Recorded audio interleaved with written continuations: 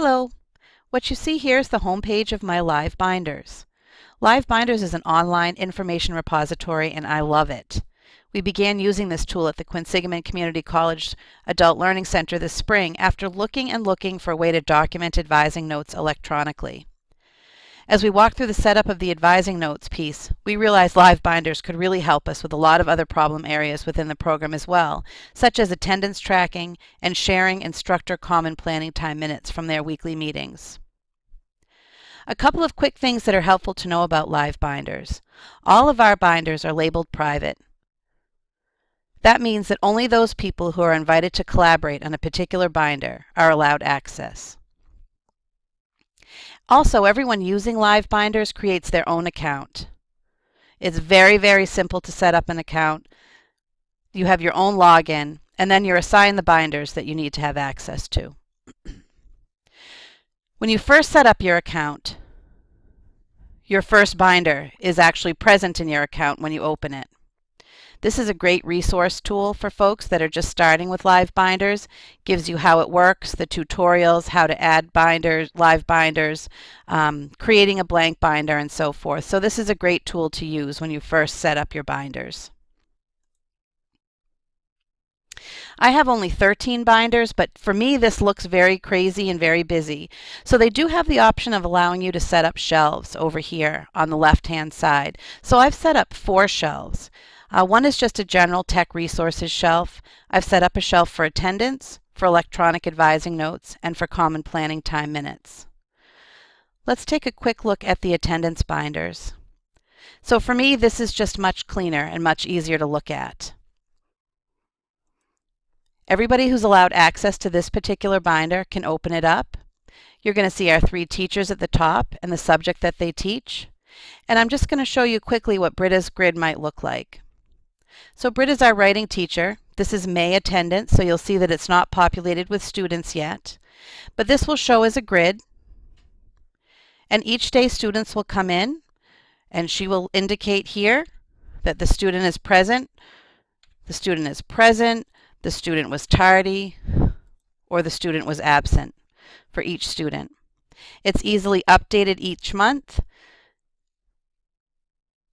You click Save, and voila, you have a record of your students' attendance right here. And this is kept in real time so that Britta can take the attendance. One of our advisors, who's located on the other side of the building, can be looking for a student and can quickly check to see if that student is here today. Attendance is done for the day, and at the same time it's creating our monthly grid for data entry as well. So it serves many purposes. Here you see our class numbers here to help facilitate data entry. So it really is a very useful tool for attendance. I just want to show you a little bit too about the common planning time and how this is set up.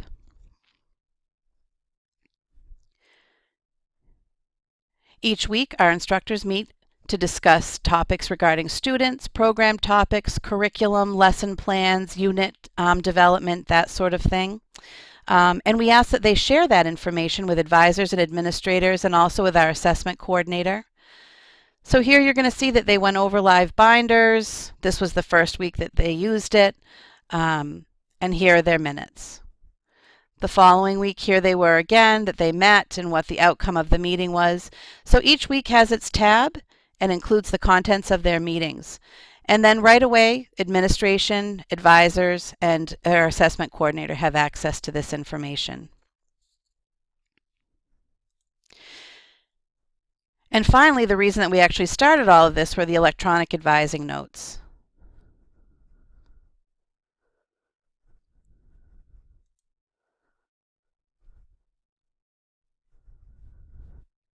I'm going to jump over here to sample just so that you can see how these work. So this is for our afternoon ESL program. So you'll see 2, 3, 4, 5. This is our sample binder. So each student here is given a sub-tab. So the name of your student would appear here. And then notes can be written. So that tonight the student let me know that due to a schedule change, they'd like to change to the evening program. That way all of the advisors know that this is a change that this student needs, and then the student came back the next night saying, you know what, the schedule change wasn't needed at this time.